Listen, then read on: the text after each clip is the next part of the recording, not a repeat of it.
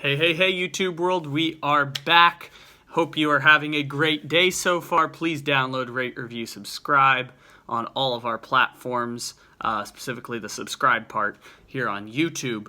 So I've been waiting for over a month now for some kind of breaking news to react to. And I did not think it would come this afternoon. I was thinking we were going to be in a dead spot in the sports world for nearly 2 years. It sure felt like it was going to be 2 years, but here we are. Jamal Adams has requested a trade out of New York. The Jets have not said whether or not they will honor this trade request or whether or not Jamal Adams will report to camp. All the details we have right now are that Jamal Adams has requested a trade from the Jets after trying to engage in contract negotiations with the Jets. They didn't really go anywhere.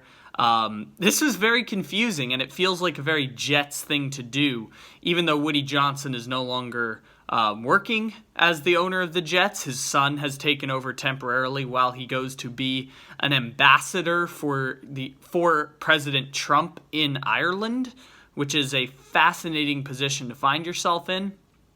Regardless, the Jets usually make these kinds of decisions, and this one is justified not based on reputation, but based on all of the information that we have. The Jets, number one, are refusing to pay Jamal Adams number one safety money in the league, despite the fact Jamal Adams is the number one safety in the league. Like, there is no question in my mind. I can understand the argument that the safety position isn't worth what they're getting paid. I've argued that repeatedly with the quarterbacks and the ridiculously inflated salaries they've had. Running backs, same thing. And I will always attest that when you are constructing a roster, it is important to focus on selectively paying players. But you have one of the best safeties in the league.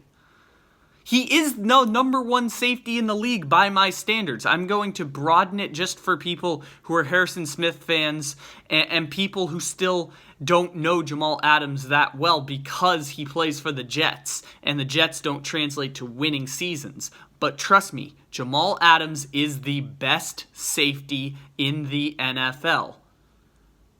The thing is, the Jets don't have deep rosters like some of these other teams that can be very selective about paying a running back, paying a quarterback, or paying a wide receiver. The safety position kind of falls in the middle of the spectrum in terms of whether you should pay them or not. But if you have the number one safety in the league, you've got to keep him around because safeties age very gracefully.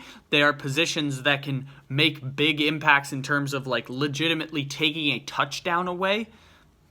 In terms of their value, you're getting a lot in return for Jamal Adams. And I think given the Jets' situation, it would be wise to pay him what he's asking. If it's $18 million a year, make it happen.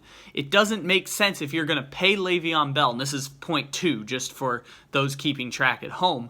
It's not going to make sense that you pay Le'Veon Bell, you pay CJ Mosley, you were willing to pay, with no questions asked, Anthony Barr. You had a deal with him before it fell apart.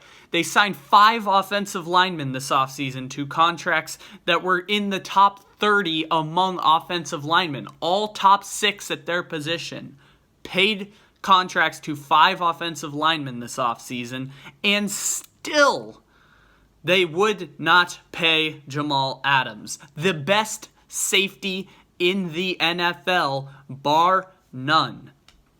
It's a very confusing situation to be in. It's a very confusing choice, but it also makes too much sense when you know the Jets' reputation. You know that this was progressing into a contract dispute because of the fact that they engaged with each other, and there just was nowhere near where they saw each other's value.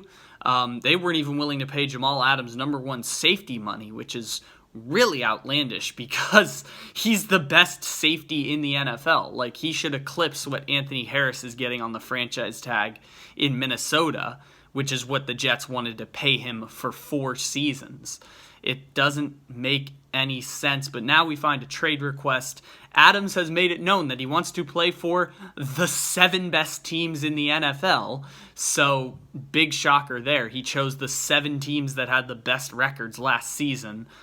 Big shocker on his part. He wants to play for a winner and wants to play for a team that can also afford to pay him a big contract. The trade itself is not an issue for organizations. It's paying him down the road that becomes more complex. It's why I feel like the 49ers are out on this market for Jamal Adams.